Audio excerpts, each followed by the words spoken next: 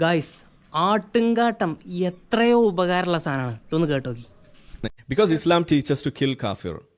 അത് തന്നെയാണ് അതിന്റെ കാരണം. ഇസ്ലാം ഇഷ്ടം പോലെ മുഹമ്മദ് നബി തന്നെ ചെയ്തിട്ടുള്ള കാര്യമല്ലേ നമ്മള്. എന്നോട് റേപ്പിനുള്ള കോണ്ടാക്സിലേ ഞാൻ ചോദിച്ചത്. ഇവിടെ ഈ പറയുന്ന മുസ്ലിം സമുദായത്തിന്റെ ഇടയിൽ, മുസ്ലിങ്ങളുടെ ഇടയിൽ ഭീകരവാദം എന്ന് പറയുന്നത് വളരെ ലൈറ്റായിട്ട് കൈകാര്യം ചെയ്യപ്പെടുന്ന ഒരു സാധനമാണ്.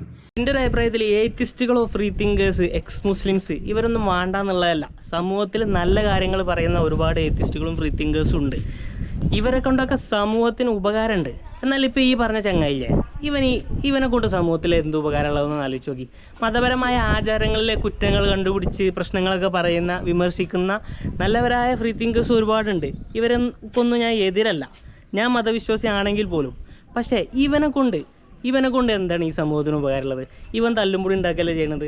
ഇവൻ എന്താ പറയുക, എല്ലാ മുസ്ലിങ്ങളും അവരുടെ വീട്ടിൽ ആയുധങ്ങളൊക്കെ വെച്ച് റെഡിയാക്കി വെച്ച് ഒരവസരം കിട്ടിക്കഴിഞ്ഞാൽ ഇവിടെയുള്ള മറ്റു മതക്കാരെ ഫുള്ള് ഒഴിവാക്കാൻ നിൽക്കുകയെന്നല്ല ഇവൻ പറയണത്.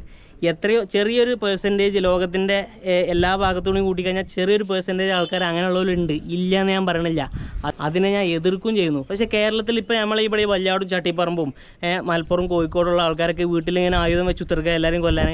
അപ്പോൾ ഇവൻ്റെ ഈ വർത്തമാനം കൊണ്ട് ബാക്കിയുള്ള മതക്കാരൊക്കെ എന്താ വിചാരിക്കുക, ഇവരെ നമ്മളെ ഏത് സമയത്ത് നമ്മൾ റെഡിയായി നിന്നോ. അപ്പോൾ ഒരു കലാപ സാഹചര്യം അവിടെ ഉണ്ടാവുക. അവർ നമ്മളെ തല്ലാൻ റെഡിയായി നിൽക്കണം. അപ്പോൾ നമ്മൾ ഇവിടുന്ന് തിരിച്ച് ആയുധങ്ങൾ സെറ്റപ്പാക്കി വെക്കണം. ഏത് സമയത്തും ഒരു അക്രമം വരാം. അപ്പോൾ നമ്മൾ റെഡി ആയിരിക്കണം. അങ്ങനത്തെ ഒരു സാഹചര്യത്തിൽ ഒരു ചെറിയ തീപ്പൊരി ഉണ്ടായിക്കണം. അങ്ങനെയല്ലേ ഈ കലാപങ്ങളൊക്കെ വരുന്നത്.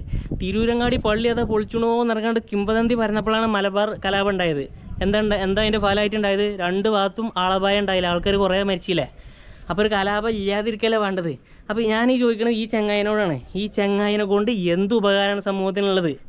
വിമർശിക്കാം, പക്ഷെ ഒരു ഉപകാരം ഇല്ലാതെ തല്ലുംപൊടി ലഹളി ഉണ്ടാക്കാൻ നടക്കണ ഓരോ സ്റ്റേറ്റ്മെൻറ്റ് പറയുമ്പോൾ അതുകൊണ്ട് സൊസൈറ്റിക്ക് ഒരു ഉപകാരമില്ല.